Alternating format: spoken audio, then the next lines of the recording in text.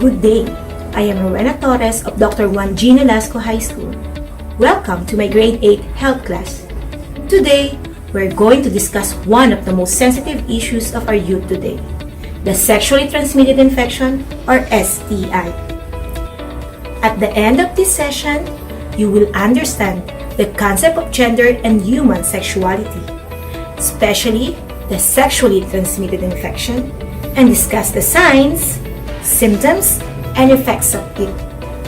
Before we start our lesson, let's have an activity entitled Jumbled Words. You are going to arrange the jumbled words to form a correct answer. Words are related to sexually transmitted infection. Write your answer on your activity notebook. You will be given 90 seconds for you to answer.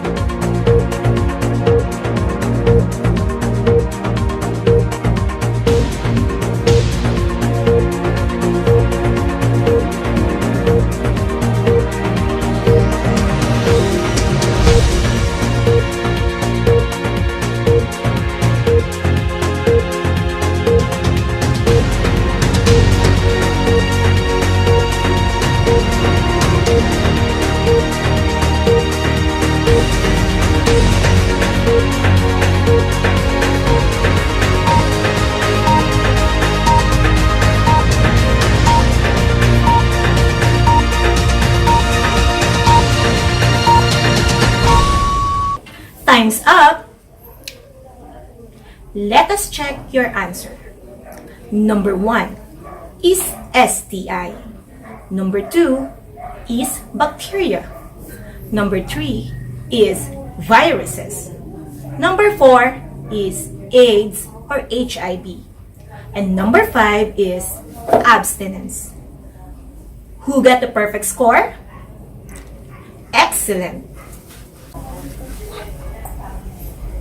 So now, let's begin with our discussion. What is sexually transmitted infection or STI? Sexually transmitted infection or STI is a communicable disease that is spread from one person to another through sexual contact. According to the Department of Health Philippine HIV/AIDS Registry, an estimate of more than 77,000 people are living with HIV in time, compared to 67,395 diagnosed since 1984 to March 2019. And the predominant mode of transmission is sexual contact. It is already developed into a full-blossom AIDS. And now, let us identify the common types of STI. Number 1, chlamydia. Number 2, gonorrhea. Number 3, trichomoniasis. Number 4, genital warts. 5, genital herpes. 6, pubic lice. 7, scabies. 8, syphilis. And number 9, HIV. How can we know if you have sexually transmitted infection? These are the common signs and symptoms of STI. Number 1, genital discharge. Number 2, presence of genital warts. Number 3, blisters and sores around the genital area. Number 4, rashes. 5, painful urination. 6, flu-like symptoms. Some STIs don't have any signs or symptoms. In fact, 1 of every 10 people can have STIs but be asymptomatic. These people are carriers and very dangerous because they can transmit an infection without knowing it. Acquired Immune Deficiency Syndrome, or AIDS, is a fatal communicable disease with no effective treatment or known cure. It is the final stage of infection caused by the human immunodeficiency virus, or HIV. When HIV enters the body, it attacks the body's immune system and badly damaged because of the virus. Thus, the body becomes vulnerable to opportunistic infection or diseases that develop when the body's defense systems becomes weak.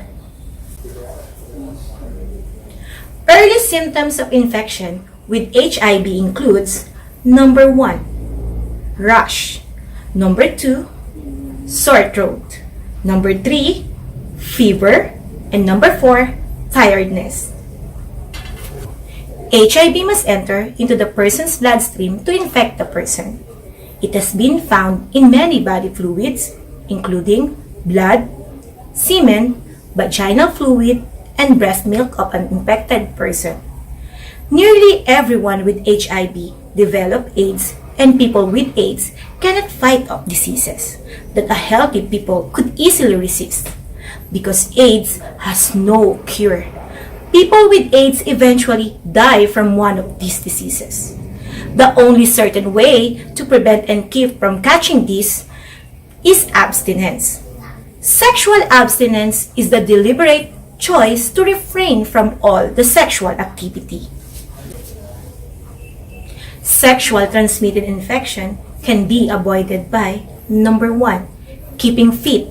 Number 2, safeguarding one's sexual health starts from accurate information and awareness of sexuality-related issues.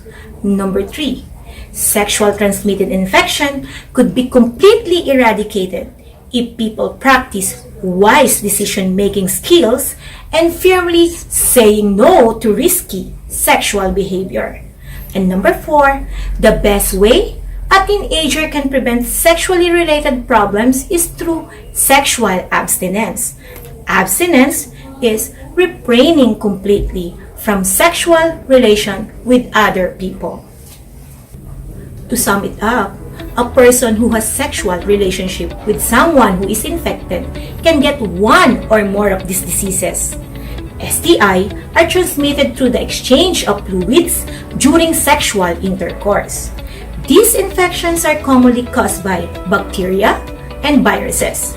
Some STIs can be treated successfully, but many STIs, such as HIV and AIDS, still have no cure. Although antiretroviral treatment can control the virus, but all STIs can be prevented. Once again, this is Rowena Torres, your grade 8 health teacher, and always remember that sex is a sacred gift of God. Give it only to the person that you will cherish forever. Thank you and see you soon.